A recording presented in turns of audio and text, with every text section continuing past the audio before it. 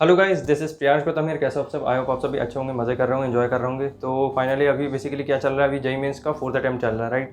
तो अभी तक क्या हो रहा था, एनालिसिस वगैरह की हम बातें कर रहे थे कि पेपर का इजी, पेपर का डिफिकल्टी लेवल वगैरह क्या था, ठीक है। तो अब हम थोड़ा बात कर लेते हैं यार कि मतलब कौन कौन से कॉलेज आपको मिल सकते हैं कम परसेंटाइल में। अगर आपकी कम रैंक आती है तो क्या आपको प्राइवेट कॉलेजेस में जाना चाहिए या नहीं जाना चाहिए, या काउंसलिंग में पार्टिसिपेट करना चाहिए, किस किस तरह की काउंसलिंग होती है, ये मैंने अभी तक डिस्कस नहीं किया था।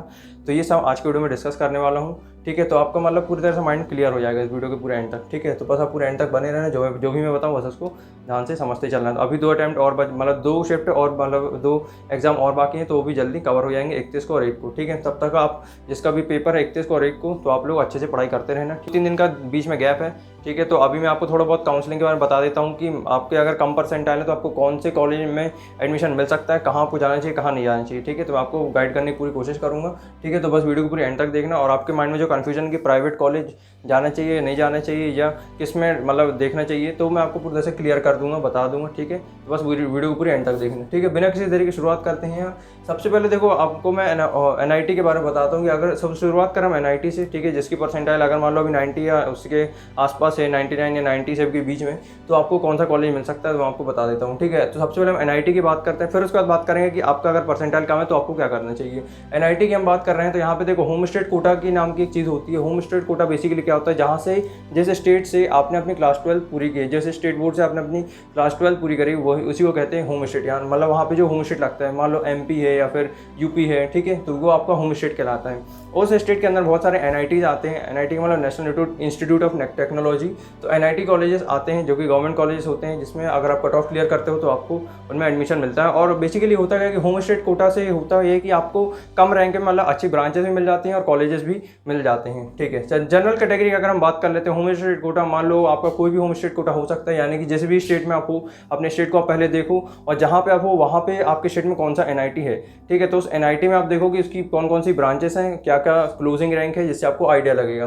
सबसे पहले हम बात करते हैं जनरल कैटेगरी के लिए। तो जनरल कैटेगरी के लिए होम स्टेट कोटा अगर आप इस्तेमाल करते हो तो सीसैप राउंड करके होता है। एक होती है जोसा काउंसलिंग, उसके बाद होती है सीसैप काउंसलिंग, जिसको स्पॉट राउंड कहते हैं, स्पेशल राउंड कहते हैं। जिसमें क्या होता है, कुछ सीटें बच जाती हैं एनआईटीज़ की, ट्रिपल आईटीज़ की, जो आपको मिल जाती हैं किसमें, सीसैप राउंड में। स्पॉट राउंड में क्या होता है, वो आपको सीट्स मिल जाती हैं। जनरल कैटेगरी की अगर हम बात करते हैं तो 1 से 2 लाख के बीच में अगर आपकी रैंक आती है, 1 से 2 लाख का मतलब यह है कि 80 परसेंटाइल से लेकर के 90 परसेंटाइल या उसके आसपास अगर आपके मान लो कुछ परसेंटाइल आते हैं, ठीक है, तो 1-2 लाख आपकी रैंक बनेगी, जिसमें आपको होम स्टेट कोटा का अगर आप यहाँ पे इस्तेमाल करते हो तो आपको एनआईटीज़ मिल सकता है, ठीक है।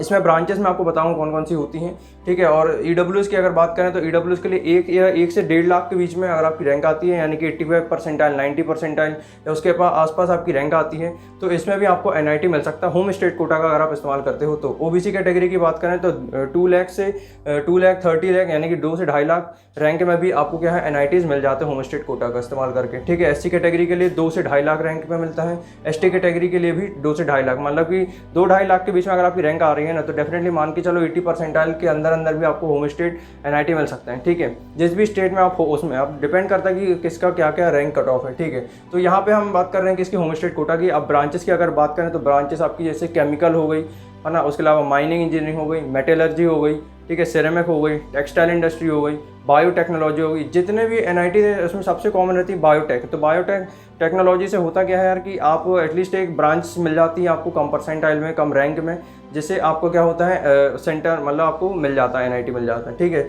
उसके बाद फिर क्या रहता है, जो भी कंपनीज वगैरह आती हैं वो खैर सभी ब्रांचेस वालों को बैठाती हैं, यानी कि कोई भी ब्रांच से अगर आप एनआईटी पहुंच जाते हो तो डेफिनेटली आपको कंपनी में बैठने का पूरा मौका मिलेगा, ठीक है। तो उसमें कोई दिक्कत नहीं आएगी। तो होम स्टेट कोटा का मैंने आपको बता दिया, होम स्टेट में 1-2 लाख के अंदर 80-90 परसेंटाइल अगर आपके आते हैं तो जोसा काउंसलिंग के बाद 6th राउंड तक आपको पूरा काउंसलिंग करना पड़ेगा, चॉइस फिलिंग करनी पड़ेगी, ठीक है। उसके अलावा सीसैप राउंड होता है तो उसमें थोड़ा वेट लगता है, आपको पेशेंस रखना पड़ेगा, ठीक है। प्राइवेट कॉलेज के लिए आप इतनी जल्दबाजी बस मत करना, ठीक है। प्राइवेट कॉलेज वाले क्या करेंगे, आपको जल्दी से एडमिशन देने की कोशिश करेंगे कि भाई आप जल्दी एडमिशन ले लो, ठीक है। तो आपको बस थोड़ा पेशेंस रखना है, काउंसलिंग करनी है, लास्ट तक अगर हो जाती है तो अच्छी बात है, ठीक है। अगर मान लो लास्ट राउंड तक भी आपको कॉलेज नहीं मिलता है, मान लो गवर्नमेंट कॉलेज के लिए आप ट्राई कर रहे हो, आपको अगर कॉलेज नहीं मिलता है, तो बेसिकली जितने भी प्राइवेट कॉलेज है वैसे ही उनका डायरेक्ट एडमिशन हो सकता है ना। यानी कि अगर आपका मान लो आपको कोई कॉलेज मिलता ही नहीं है, कोई भी राउंड काउंसलिंग तक आपको कोई कॉलेज नहीं मिलता, तो भी आपको प्राइवेट कॉलेज में एडमिशन मिल जाएगा। तो इस बात का खास ध्यान रखना, आपके चाहे कम मार्क्स हैं चाहे ज़्यादा मार्क्स हैं,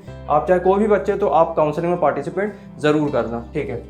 उसके अलावा हम बात करते हैं अदर स्टेट की। तो अदर स्टेट में जैसे जनरल कैटेगरी की बात करें, 50,000 अगर आपकी रैंक आती है, 50,000 यानी कि 95 परसेंटाइल के आसपास अगर आप मतलब बनते हैं, परसेंटाइल बनते हैं, तो आपको इसमें मतलब आपको NIT मिल सकता है, ठीक है। अदर स्टेट की बात करें यानी कि और अलग अलग NIT, जैसे NIT त्रिची हो गया है ना, NIT वारंगल हो गया, ठीक है, सूरत काल हो गया, तो इसमें क्या है कि आपको NIT मिल सकते हैं अदर स्टेट से अगर आप हो।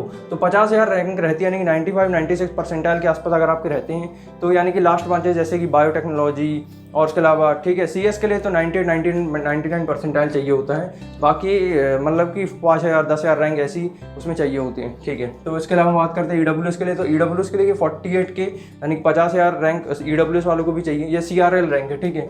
और OBC कैटेगरी की बात करें तो 50 से 64 के यानी कि 94 परसेंटाइल से 95 परसेंटाइल के बीच में। अदर स्टेट की बात चल रही है, यानी कि अलग अलग स्टेट से अगर आप ट्राई कर रहे हो अदर स्टेट में जाने की, ठीक है, तो अदर स्टेट से अगर आप जा रहे हो तो उसमें क्या है, आपको थोड़ी सी रैंक वाला इतनी लानी पड़ेगी 50,000 के आसपास। SC कैटेगरी की बात करें तो इसमें SC कैटेगरी ST कैटेगरी वालों के लिए बहुत बेनिफिट होता है, ठीक है। तो SC कैटेगरी के लिए 1.5 लाख रैंक तक भी आपको कॉलेज मिलते हैं। किसकी बात कर रहे हैं यहाँ पे, अदर स्टेट का अगर आप ट्राई कर रहे हो तो 1.5 लाख पे मिलता है। और ST कैटेगरी की बात करें तो 2.5 लाख पे भी NITs मिलते हैं, किसमें, अदर स्टेट में, ठीक है। तो होम स्टेट कोटा का क्या फ़ायदा रहता है कि 1-2 लाख 2.5 लाख तक अगर आपकी रैंक जाती है तो भी आपको होम स्टेट का मिल सकता है NIT, ठीक है। अब ब्रांच मैंने आपको जैसे बताया, बायोटेक्नोलॉजी का आप ट्राई कर सकते हो, केमिकल, ठीक है, और उसके अलावा आपका माइनिंग, मेटलर्जी, ठीक है, ये सब ब्रांचेस होती हैं, सेरेमिक, फूड, ठीक है, टेक्सटाइल, ये सब ब्रांचेस होती हैं, ठीक है। और उसके अलावा मैं आपको बता देता हूँ मिनिमम परसेंटाइल फिर भी कितना चाहिए होता है। जनरल कैटेगरी की अगर हम बात करते हैं तो आपको NITs, IIITs या GFTI के लिए अगर आप ट्राई कर रहे हो तो GFTI में आपको 91 से 92 परसेंटाइल के बीच में मिलता है, NIT भी मिल सकता है, ठीक है। जनरल कैटेगरी के लिए 91 से 92 परसेंटाइल। EWS की अगर बात कर जाए तो 90 परसेंटाइल पे भी आपको मिल सकता है। OBC कैटेगरी के लिए 85 परसेंटाइल पे GFTI आपको मिल सकते हैं, है ना। SC कैटेगरी के लिए 78 परसेंटाइल पे आपको मिल सकते हैं। ST कैटेगरी के लिए 70 परसेंटाइल पे आपको मिल सकते हैं। तो ये मिनिमम कट ऑफ है ना। अगर मान लो इसमें भी आपके अगर आ जाते हैं, इतने करीब आप हो, तो आपको मतलब मिल सकता है, GFTI मिल सकता है, या IIITs या NITs आपको जरूर डेफिनेटली मिल सकता है। फिर भी अगर मान लो आप किसी कारणवश अगर आपको नहीं मिलता है तो उसके लिए मैं आपको दूसरा ऑप्शन बताऊंगा कि आप क्या कर सकते हो, ठीक है। तो इतना आई होप आपको समझ में आएगा, फिर उसके बाद आगे, ठीक है। चलो आगे बढ़ते हैं, अपन और कॉलेज के बारे में आपको बता देता हूँ। देखो बेसिकली क्या होता है कि बहुत टाइप की काउंसलिंग होती है, जैसे जोसा काउंसलिंग होती है। उसके बाद फिर अगर जोसा काउंसलिंग 6 राउंड की होती है, ठीक है, 6 राउंड की टोटल काउंसलिंग होती है। वैसे तो 7 राउंड की होती है, लेकिन लास्ट ईयर 6 राउंड की हुई थी, ठीक है। कोरोना के चलते 7 राउंड तक नहीं हो पाई थी, 6 राउंड तक काउंसलिंग हुई थी। इस बार भी शायद तक 6 राउंड तक काउंसलिंग हो सकती है जोसा की। उसके बाद क्या होता है कि अगर आपको सीट नहीं मिलती 6 राउंड तक, तो उसके अलावा एक और ऑप्शन रहता है कि CSAP राउंड, यानी कि स्पेशल राउंड होता है, स्पॉट राउंड होता है, जिसमें कुछ सीटें बच जाती हैं NITs की, IIITs की, GFTI की, जिसमें होता क्या है कि आपको कॉलेजेस मिल सकते हैं CSAP में, यानी कि 1 लाख 2 लाख, जैसे मैंने आपको बताई थी रैंक वगैरह। होम स्टेट कोटा का आप इस्तेमाल कर सकते हो, तो आपके स्टेट का ही आपको कॉलेज मिल सकता है, या अदर स्टेट का भी आपको मिल सकता है, ठीक है। उसके अलावा अगर मान लो आपका इसमें होता ही नहीं है, ठीक है, तो उसके अलावा आप जैक दिल्ली में भी काउंसलिंग में पार्टिसिपेट कर सकते हो। किसी भी प्राइवेट कॉलेज में जल्दी से एडमिशन बस आप मत लेना, सारी काउंसलिंग आप खुद से कर लेना, ठीक है, चाहे आपके परसेंटाइल ज़्यादा है चाहे कम है। जैक दिल्ली काउंसलिंग में पार्टिसिपेट कर सकते हो, जिसमें आपको NSUT, DTU, IIIT, ठीक है, IGDTU, ये सब सारे कॉलेज किस में आते हैं, जैक काउंसलिंग, ठीक है, जैक दिल्ली काउंसलिंग कहलाती है, ठीक है। तो दिल्ली में रीजन में ये अलग इसकी काउंसलिंग होती है, तो इसमें भी आप पार्टिसिपेट कर सकते हो, ठीक है। जो भी आपका JEE रहेगा उसके स्कोर के हिसाब से आपको कॉलेज मिल सकता है, ठीक है। उसके अलावा हम बात करते हैं HSC, यानी कि हरियाणा स्टेट काउंसलिंग रहती है, यानी कि हरियाणा रीजन के जो भी कॉलेजेस होते हैं, government colleges, state government colleges, उसमें भी आप पार्टिसिपेट कर सकते हो। तो उससे भी क्या आपकी अपॉर्चुनिटी बहुत बढ़ेगी। लास्ट राउंड तक काउंसलिंग करोगे, कुछ ना कुछ आपको जरूर मिल सकता है, ठीक है। लास्ट ब्रांच आपकी हो जाएगी जैसे biotechnology, ceramic engineering, chemical engineering, है ना, फूड इंजीनियरिंग और आपका टेक्सटाइल इंजीनियरिंग। ये लास्ट ब्रांचेस होती है जिसमें आपको डेफिनेटली चांसेस रहते हैं कि 1-2 लाख, 2.5 लाख, 3 लाख में भी आपको कॉलेज मिल जाते हैं, ठीक है। इसमें भी आप पार्टिसिपेट कर सकते हो। UKC यानी कि उत्तराखंड, यानी उत्तराखंड की काउंसलिंग कहलाती है, उसमें भी आप पार्टिसिपेट कर सकते हो। अगर आप वहाँ के रहने वाले हो तो इसमें आप पार्टिसिपेट करोगे तो आपको स्टेट गवर्नमेंट कॉलेज मिल सकता है ईजिली। उसके बाद UPTU की काउंसलिंग होती है, ठीक है, UPTU, UP, SCEE, ठीक है। UPTU UPSC की काउंसलिंग होती है, ठीक है, जिसमें आपको यूपी के कॉलेज वगैरह मिल सकते हैं, ठीक है। तो ये भी मैंने आपको टोटल काउंसलिंग बता दी। अगर आपके परसेंटाइल कम है आप सब में पार्टिसिपेट कर सकते हो, फिर भी अगर आपको किसी में नहीं होता है तो फिर आप प्राइवेट कॉलेज में आप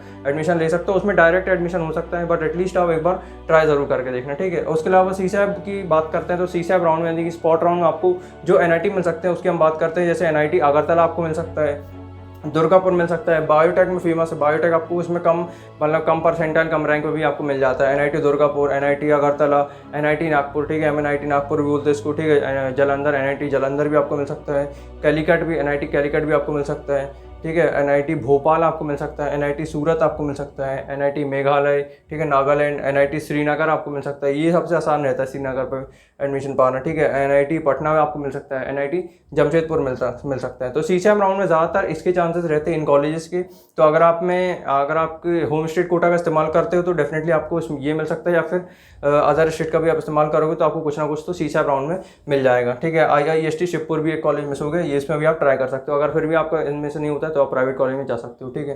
प्राइवेट कॉलेज में चले आना अगर कोई ऐसी दिक्कत हो तो, ठीक है। नहीं तो अगर आपको लग रहा है कि आपने काफ़ी कुछ पढ़ाई कर रखी है, आपको पुराना याद है, तो अगर आप ड्रॉप लेने का सोच रहे हो तो आप ड्रॉप भी ले सकते हो। फिर अपने आप हायर एग्जाम मतलब उसके बाद IIT NIT की तैयारी कर सकते हो एक साल ड्रॉप लेकर के। तो प्राइवेट कॉलेज की अगर हम बात कर ले तो प्राइवेट के जो टॉप कॉलेज मैं बता रहा हूँ, थापर यूनिवर्सिटी आपको पता है, पटियाला पंजाब का सबसे फेमस कॉलेज थापर यूनिवर्सिटी, ठीक है। 12th बेस पे आपको सीधा एडमिशन मिलता है, JEE मेंस के स्कोर के बेस पर आपको एडमिशन मिलता है, ठीक है। बैनेट यूनिवर्सिटी, ठीक है, बैनेट यूनिवर्सिटी भी जस्ट अभी खुली है, कुछ ही समय को, ज़्यादा टाइम नहीं हुआ बैनेट यूनिवर्सिटी को, इसमें भी आप एडमिशन ले सकते हो। ये पॉपुलर प्राइवेट के कॉलेज होते हैं। अमेठी नोएडा, यह अमेठी यूनिवर्सिटी के बारे में आपने नाम सुना होगा, अलग अलग जगह पे कैंपसेस हैं इसके, ठीक है। तो इसमें भी आप एडमिशन ले सकते हो। DIT, ठीक है, ये उत्तराखंड का एक कॉलेज है, ठीक है, इसमें भी आप एडमिशन ले सकते हो। चितकारा यूनिवर्सिटी में भी आप एडमिशन ले सकते हो।